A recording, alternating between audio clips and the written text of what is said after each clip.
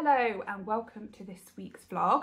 This is going to be an impromptu mental health vlog because, well, I've been struggling recently and I wanted to talk about it a bit on here, and because I've wanted to go back to doing a few videos about mental health. I've mentioned it before when I restarted YouTube last year, and I thought this is a perfect opportunity to do that. So yeah, that's what this is going to be about. I'm going to give a little update on where I'm at with my mental health, what has been going on, and yeah, and the idea really with this is to raise awareness. Obviously be mindful of what you're watching, because if you do have mental health problems yourself, you may find any of this triggering. I don't know if I'm going to go into details about trauma, but basically big trigger warning because I don't know what I'm going to talk about. And yeah, please be careful because you might be having a really triggering day today in general, and this video is not the one for you, or you might be doing really well and you just don't want to be thinking about that right now, all of which I totally understand because I've been there. So yeah, please show discretion when you are watching this. So first off, I have CPTSD, which is a form of post-traumatic stress disorder. It's called complex post-traumatic stress disorder. So how do you end up with complex post-traumatic stress disorder? Well, basically, you have to have gone through repeated trauma. It's most common to get CPTSD if you are a child when trauma happens, and if you did not have any help or support during, I guess, the trauma and after the trauma, it's more likely to cause more permanent damage, I suppose.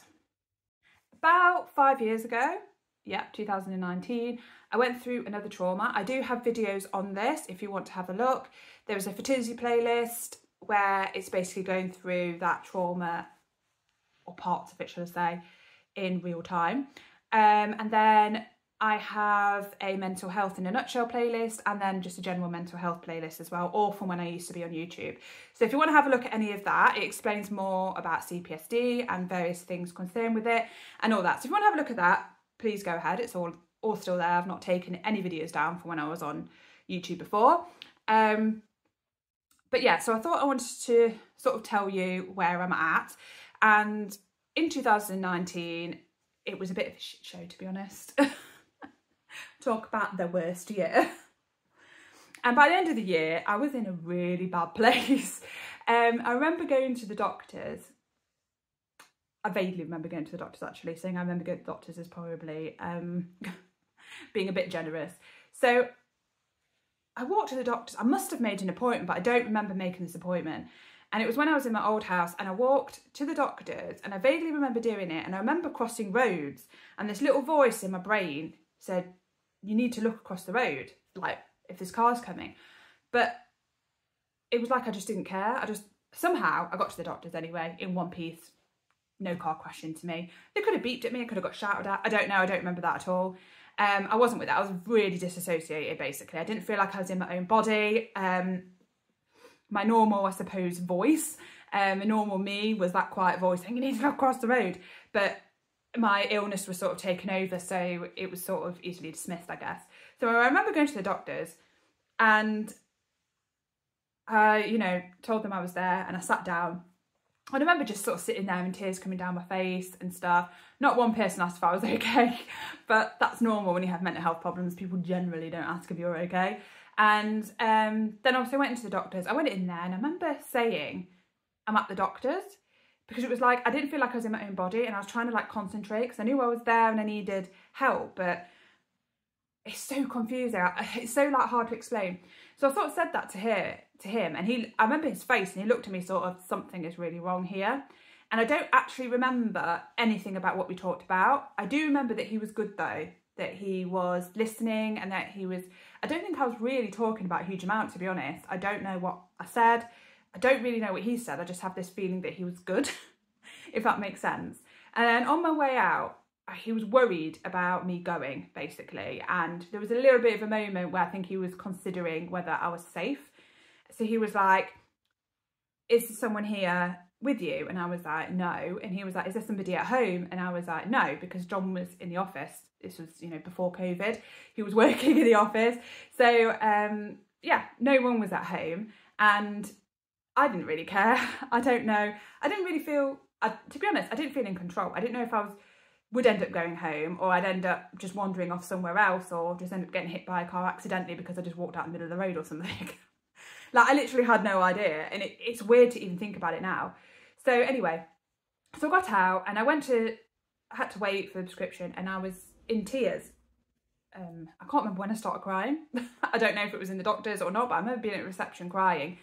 And the woman at the reception was like, are you okay? And she said the same thing. Have you got somebody at home? Have you got this? Obviously, I was getting a prescription to go on mental health tablets because I'd come off them because I wanted to get pregnant, see fertility playlist for all those details.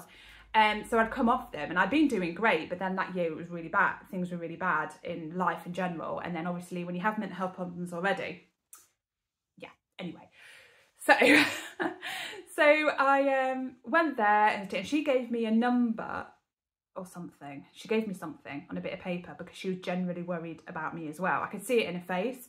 And she actually came around from reception and spoke to me, which was really lovely. They were really lovely doctors there, to be honest. I miss them. These are not so good where I am now. But yeah, and I must have got my prescription and I must have got home okay. But I remember that time, I used to sometimes just realise I was standing in the kitchen, just standing there. And I didn't know how I got there or how long I'd been standing there or why I was there. And sometimes I'd be like, oh, I'm hungry. That must be why I'm in here. So I started getting food, but I couldn't tell you what I ate afterwards. I didn't know what time it was, how much time had passed at any point. I was just literally like a zombie. It was so bizarre. And lockdown for me helped so much because it meant I was furloughed. I was really lucky because I was furloughed. I was on full pay though. My work really looked after us that way. John was able to work from home, so his pay was fine, his job was fine. So we were really, really lucky that way. And I can't tell you how much it helped my mental health. It so helped. And I felt it decline again after the first lockdown. It started going back down and then we had another lockdown. And then it helped again, but it was only like a month, wasn't it? And then we're back at work for like only a month and then we're back on lockdown. By this point, I was getting annoyed.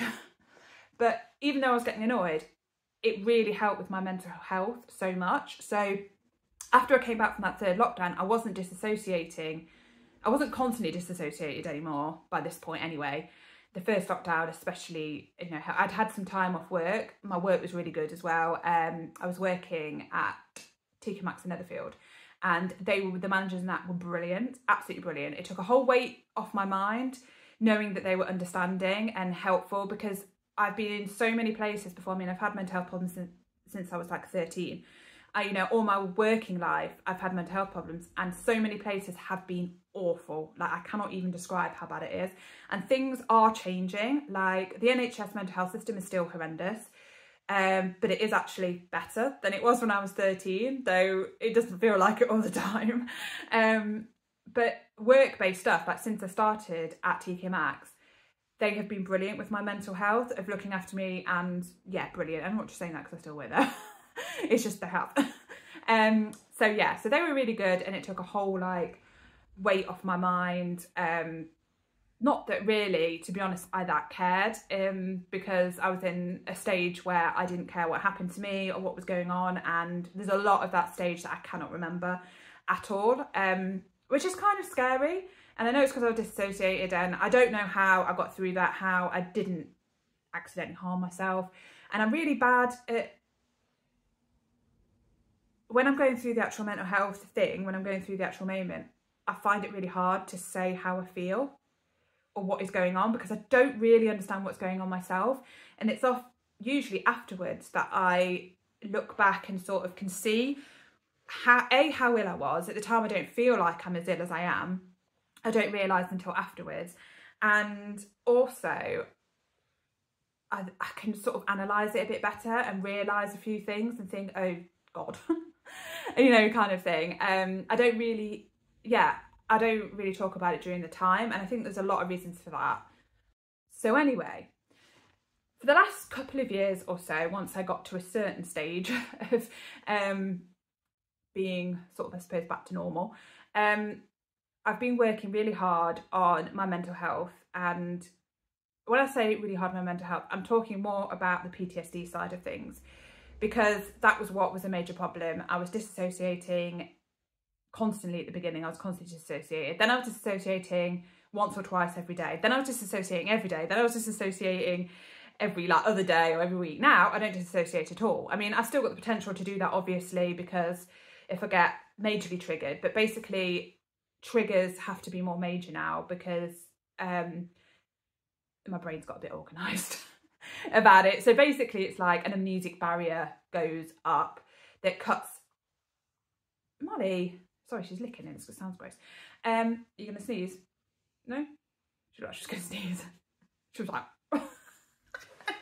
Anyway, so yeah, so amnesic barrier goes up, cutting off the trauma from like the everyday you. And then basically how I see it is that amnesic barrier gets thicker over time, and less things can penetrate through it and be released out of it into your normal day-to-day functioning brain. That's basically how I view it. And the amnesic barrier right now is really thick, so it takes quite a lot to get through the barrier and for me to access those memories, and yeah, B, to end up having to dissociate and stuff, because I tend to dissociate when the barrier is really thin, because it cuts it off. It cuts my functioning brain, like my day-to-day brain, from the trauma. It goes, you can't access these emotions. It goes, that these emotions mean you can't, you can't access these memories, you can't access this. We're doing it to protect you, so I'm going to disassociate. And that's just something I learned from my first trauma. And it just came back with the second trauma, because it recognised the feelings and the thoughts that I was having from the first trauma and just went, no, you are not feeling this. We know what happens. You've got to keep going, and you can't keep going with this stuff in your head. So we're going to cut it off. And that's why I was disassociated a lot.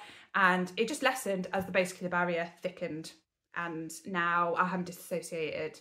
I haven't disassociated all year, and it's, what is it, April? Beginning of April. I can't remember when I last disassociated, to be honest. I occasionally have these things where I go off somewhere, which I always thought was just lack of concentration, but it actually is a form of disassociation. And I think it's just because my brain's like, yeah, okay, we don't like it here, let's just go. So yeah, but basically that way it's improved loads. So to do that, to improve it, I've basically been looking at myself and saying, for the first time in my life, what's best for my mental health. Like, I've never in my life put my mental health forward. This is why I'm in this situation, clearly. I never feel like I can say no, that I'm letting people down, that I feel guilty about letting people down if I say no. I bend over backwards to try and do what's best for everyone else, and then forget what I want to do and what a toll it's taking on me. And so I had to kind of basically rediscover what it was I actually wanted to do and what I liked and who I actually was.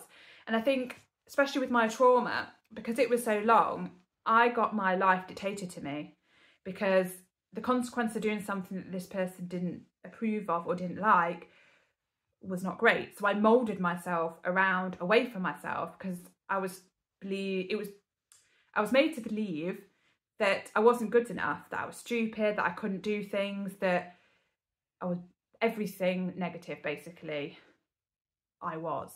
And I realised that this was a lot of the feelings to do with, that were reignited with my most recent trauma. So I kind of looked back on that and tried to figure out how to repair the damage permanently, if that makes sense.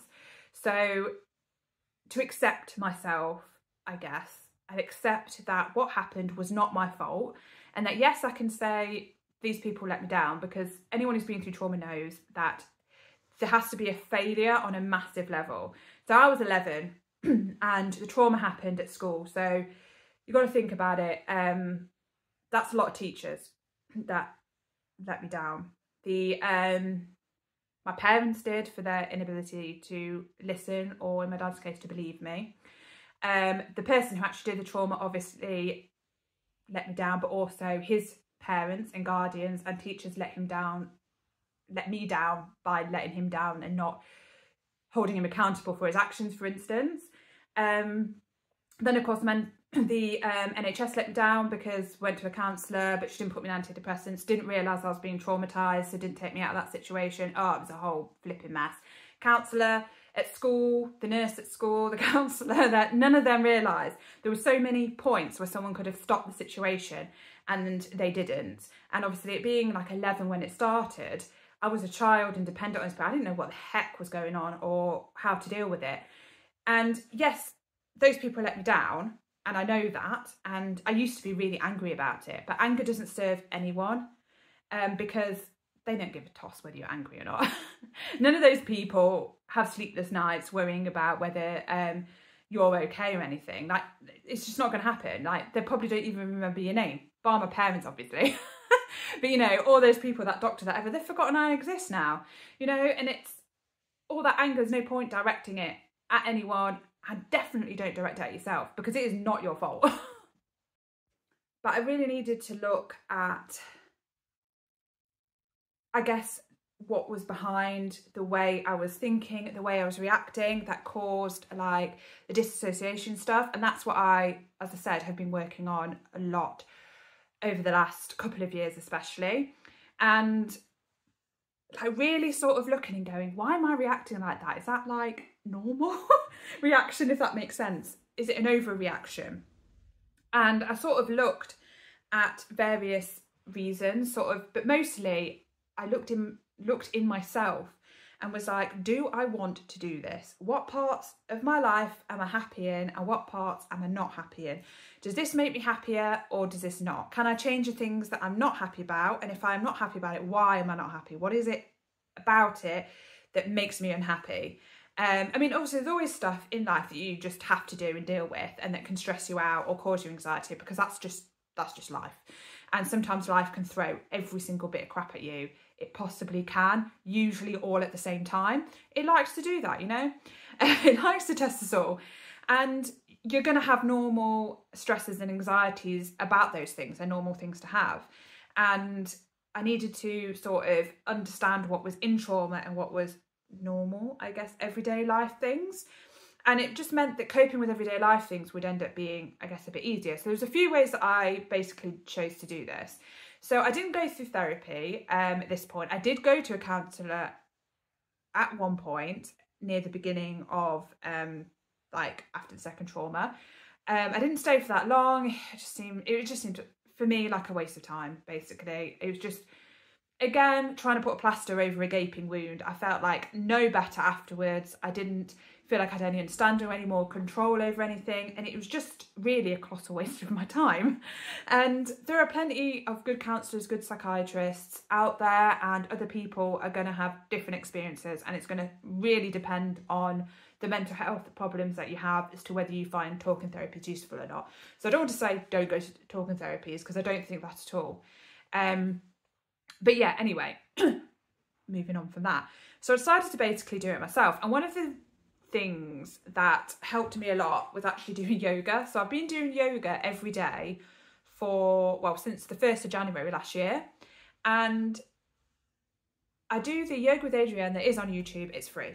This isn't an ad, it's just what I do. I've done it before previously and I really like her. She's got quite a quirky personality, and she sort of does, you know, poses or demonstrates poses that you can do as a beginner, and also if you get further on, so you don't feel like you're sort of just doing the same things over and over again. And she puts like a playlist out every month, and I just follow that. I sometimes switch up the order, but I basically just do yoga every single day, and that has helped a huge amount. And also I think, just as I said, listening to myself, and before acting, before saying yes to something, saying, do I actually really want to do this? And I think a few things I've changed have helped quite a lot. For instance, moving house. Like the first house we were in, it was lovely for that time of our life. I was 24 when we moved into that house, when we bought it, and it was great. We were in house parties, we were in town, in Nottingham, like all the time, meeting friends and stuff. We both worked full time in Nottingham, and it was brilliant for that time of our life. but I realised that this wasn't fitting with me anymore. It was making me feel claustrophobic. It was like a middle terraced house. I felt like I never got any privacy. It was never quiet. And it was just, yeah, it was too much. There was just people everywhere because it was just so much busier, and I wanted more space. I wanted to be nearer the countryside because I realised that that is what makes me happy. That I'm pretty sure my soul roams the hills and the woods at night when it's left to its own devices, because the peace I feel in the woods, in the English countryside, and if it's got a nice rippling stream, just even better, I cannot even describe.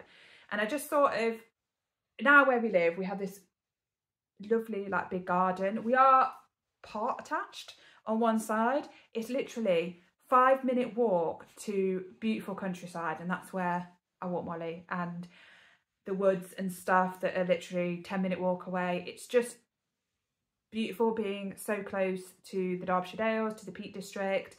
But there's a bus route that goes through here. There's like a hairdresser's, there's like a chemist. There's there's just, it's sort of, I guess, the perfect location for us right now. And I've been lead since COVID, more of a solitary life, but I'm happier for doing that.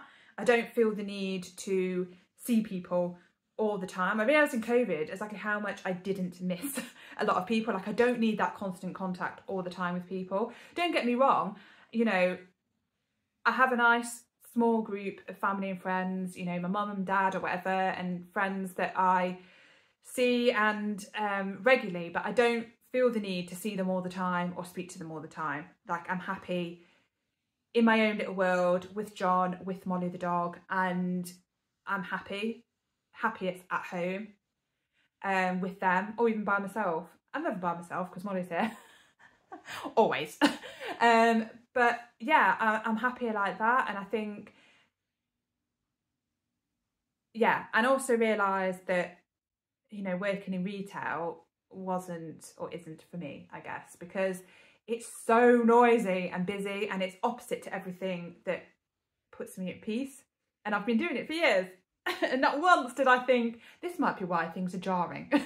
And it's like every other part of my life feels right, except for that. If you know what I mean. Like, I feel like I'm going back into my old skin going to work, and I only do 12 hours. And it just, yeah, it doesn't feel right. And I don't know how to describe it anything else.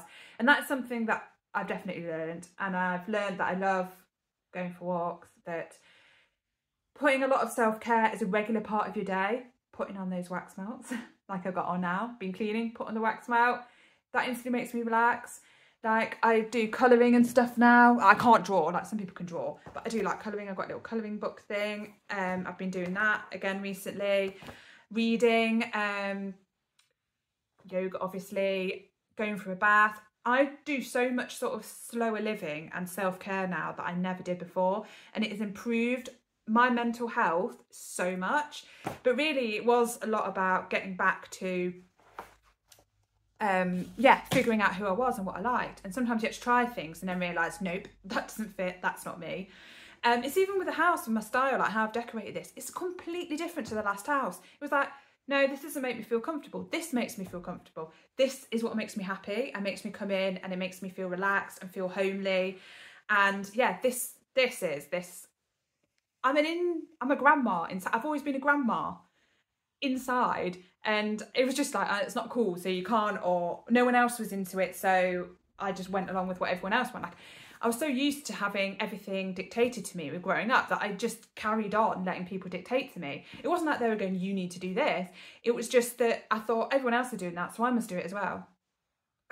And things like that. But then in some ways, that's not been the case. Like, I've been vegetarian since I was 16. No one else is vegetarian until like a couple of years ago when John became vegetarian, and my sister's vegetarian, but I hardly ever see my sister now. So that's irrelevant. None of my friends are, yet I've stayed vegetarian the whole time. And it's just, like, I don't drink. I've never drunk. I used to go out, to clubs and bars, and everyone else used to drink and used to always obviously try and get me to drink and stuff because people are weird like that. I never drunk. Same with smoking. So I never did that. Yet for these kind of things, I don't understand myself half the time. And it's sort of like looking at yourself and thinking, and doing something about it. And I cannot tell you how much that has improved my health, my mental health and my PTSD. Doing that and putting my mental health first, listening to myself, has changed me so much. And yes, I have lost weight, which shows that I'm looking after myself more. Well, it does for me. Some people are the other way around. When they're going through bad mental health, they'll lose weight. And then, you know, everyone's different. But for me, I put on weight because I don't look after myself. I don't think about what I'm eating. I don't care what I'm eating. I could be eating the same thing over and over again. I don't care. And things. And then when I get better mentally, I lose weight because I basically have more energy, more motivation, but also I move around more in the day, like doing my yoga, going to walk the dog, but just little things like cleaning and stuff. I'm not just sitting on the sofa all the time. Just, do you know what I mean? So that on its own means I lose weight. I haven't gone to like the gym or anything. I'm not on some crazy diet or whatever. Like that, those kind of things aren't for me. You know, I still eat my cake, as you've probably seen in my YouTube videos and on my social media. Yeah, I had my Easter eggs. I had all my Christmas chocolate. Do you know what I mean? Like I'm not on some diet. I still eat my carbs. It's nothing like that whatsoever.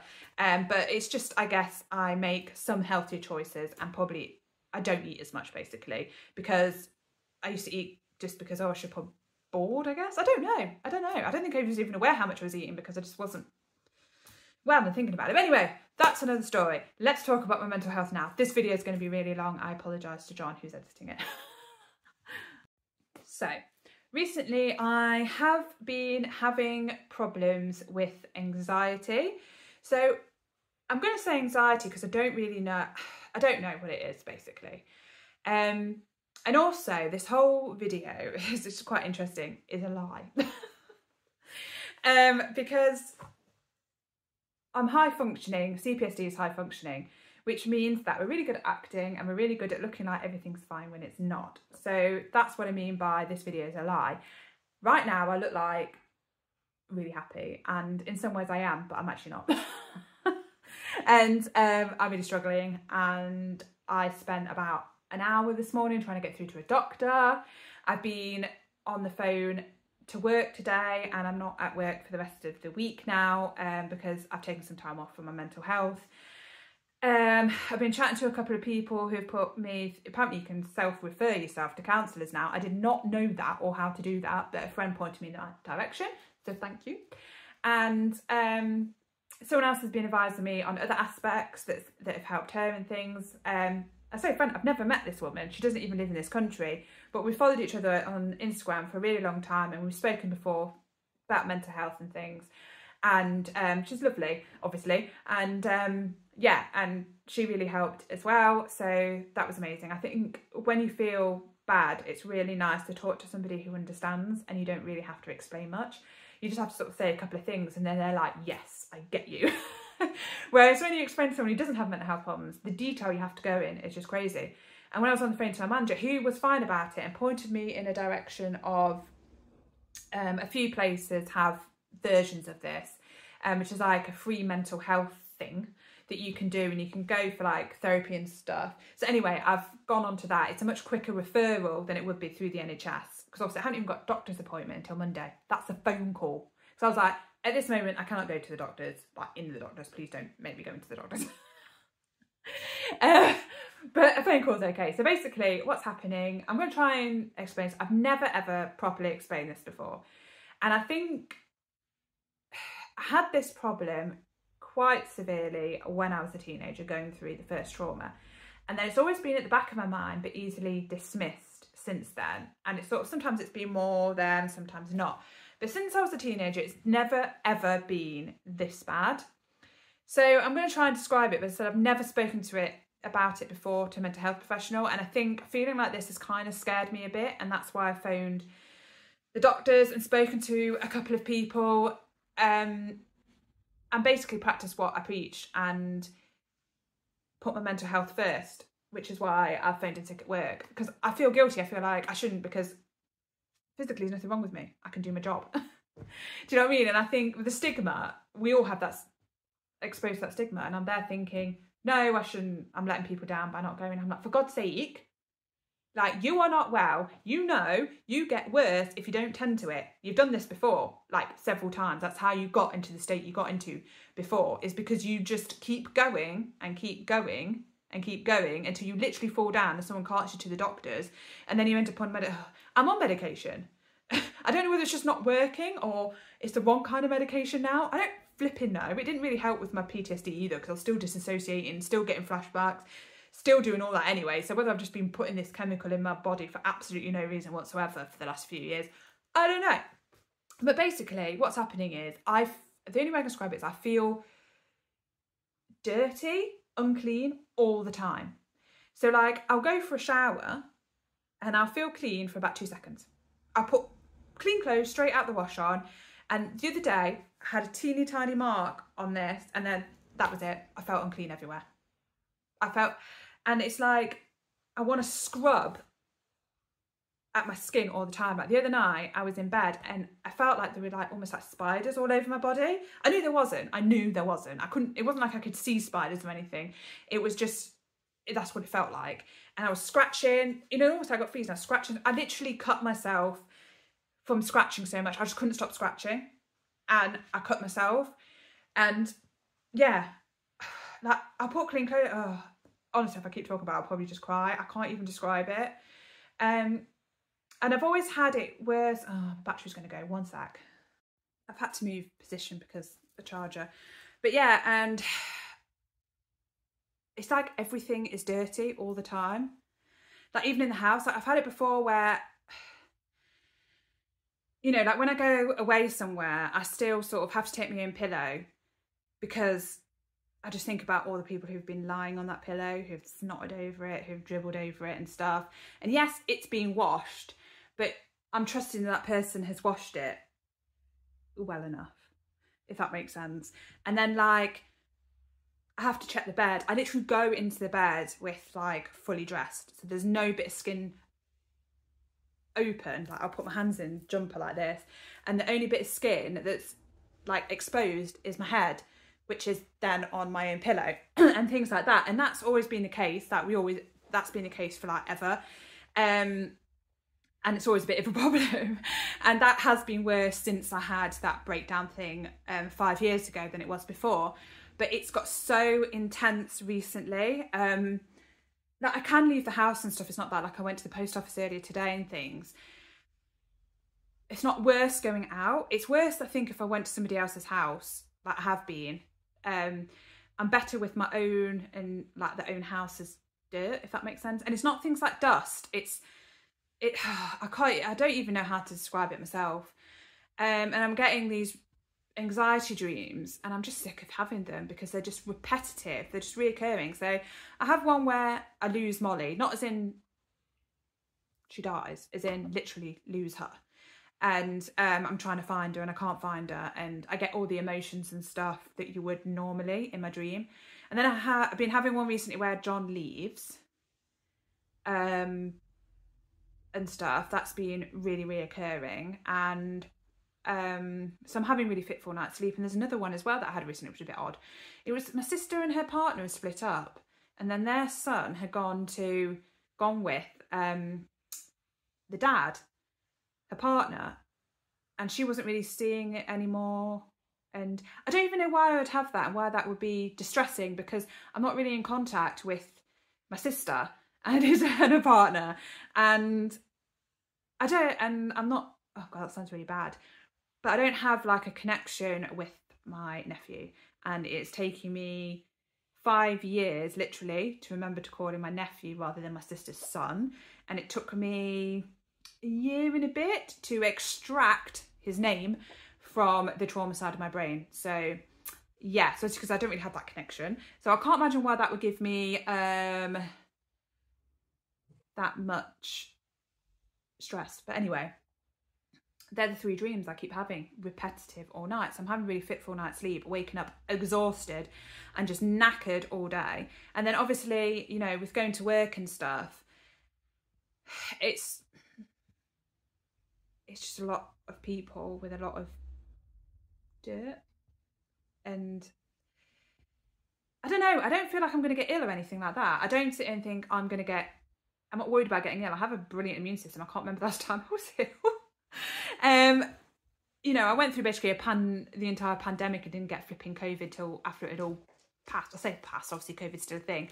But yeah, and you know, I've got a really good immune system, but I don't know why this is flared up right now, but it is causing me a lot of distress and uncomfortableness, and I'm just trying to distract myself as much as possible. I find reading helps. The cleaning doesn't really help, because I'll clean something, then I'll notice something else and end up cleaning that, then I'll notice something else and clean that, and then once it's clean, it still seems dirty to me. I don't have the urge to like clean all the time. Like when I'm at work, I was like sort of washing my hands and then hand sanitizing and then putting hand cream on, but only at work. I don't do that when I'm here.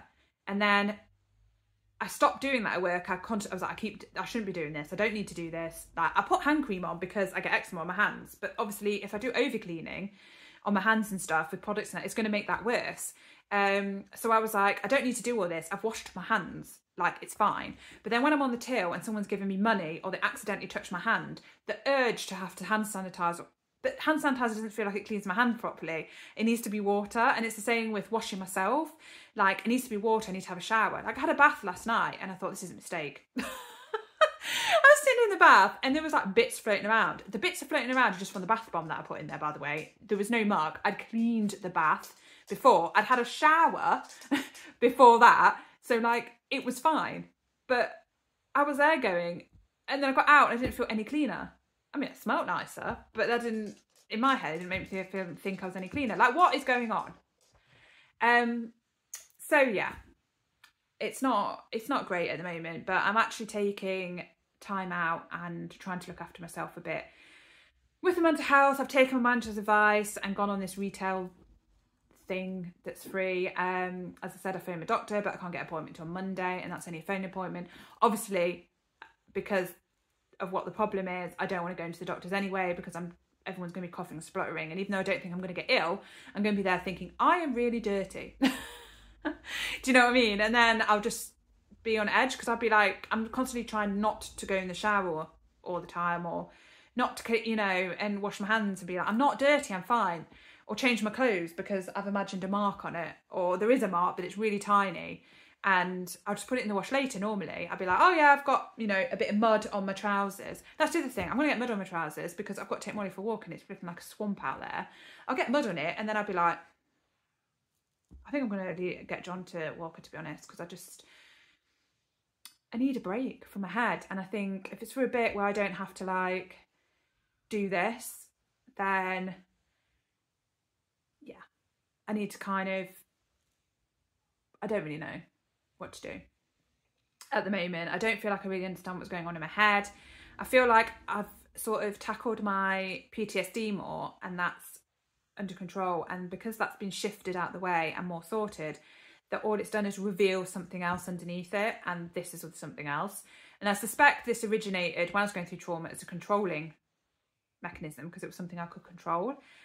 But I don't feel like that is it. Like, there's nothing in my life where I'm going, I'm not in control, if you know what I mean. I mean, there are things I'm not in control of, but I don't think I'm overly worrying about that. Like, my anxiety, you know, my dreams and stuff are not encompassing those things. They're encompassing very general things that haven't actually happened. They're not, you know, they're not about specific things, if you know what I mean. They're not money worries, you know, there's nothing like that. Yes, my dad is ill, but it's not that. There's nothing major happening, you know, that's not changed over the last few years. It's been a few years like that, so that's not it either. Do you see what I mean? It's nothing has changed. It's made me sort of going to cause me more anxiety. So I don't really know what is going on, basically. And yeah, and I realise that this video is probably going to be really long now. And if you've managed to get this far, I appreciate it. And I just wanted to be really honest, and I talk about mental health, and this is the first time I've really spoken about something that I'm actually going through at the time, rather than later, afterwards. So that feels a bit weird. And I don't know if I've explained it very well, and I know I digress because I always do when I do YouTube videos. But anyway, you all right, Molly? Can you hear her? She's growling. And basically, I think I just need to be honest and say what I need and what I don't really know what I need. That's part of the problem, isn't it? And yeah. But do I feel as bad as I did 5 years ago, no, not at all. And I wouldn't say I'm depressed. I just feel down because it's getting me down, but not like in a depressed way. There's a difference, you know, and I'm lucky as I don't struggle with depression that much. I have had previously, but it's not the main problem. It's usually my anxiety and this kind of thing that after a while can lead to me feeling quite depressed. And I don't feel depressed at the moment at all. I'm just going to try and do a lot of self-care things, like have a bath, which apparently was a mistake, read, because when I'm reading it's taking my mind off it and I'm not in my own head looking at things going, that's dirty, I'm dirty. Do you know what I mean? It's helping. I'm still doing my yoga, but yeah, I think I'm going to let John walk the dog, because then I'll get muddy and then it will stress me out more. So I think that's what I'm going to do. But I haven't really spoken to John about it either. I've not spoken to anyone about it until this moment, so I feel privileged. So anyway, that's it for this week's vlog. Thank you so much for listening, and if you've listened to this long, well done. But yeah, thank you everyone who has supported me through social media, my friends and stuff. I really appreciate it, and I have a brilliant support network. You know, my parents, my husband, I've got friends that are just so supportive and are there for me. It's just I don't always utilise that because I don't really know how to explain things, or I don't want to keep going over things and all that kind of thing. So yeah, anyway, thank you for watching, and please like, you know, you don't have to. I can't bother with this. But yeah, please share if you think this will help someone. That's more what I want you to do, really.